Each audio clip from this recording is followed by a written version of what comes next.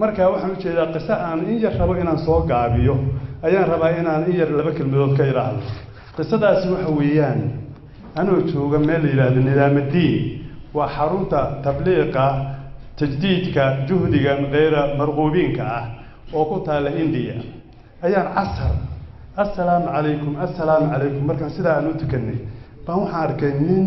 blue eyed ah oo European ah oo dhinacayga ku tukanaya markaasaan ku iri markaan salaadii adkaati dhamaysanay baan ku iri kullay European baad u egtahay diinta kuma adalanina ma ii sheegi kartaa sida diinta ku soo gashay markaasuu yiri waqti ma haysataa markaasuu aan ku iri ha waa haystaa qisada ma sheegi karaa barakallahu fiik marka waxaan wuxuu yiri anigu waxaan ahay German kan ku nin German ahay waxaan ahay buu yiri mechanical engineer Philippine baan u guuray buu yiri waxaan guursaday qof dumar ah oo ah buduu diinta buduuga haysata wiil bay ii dhashay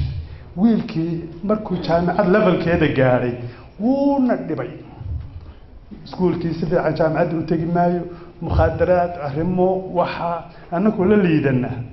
maanta dambe ii mid wuxuu yiri aabe waxaan rabaa inaan muslim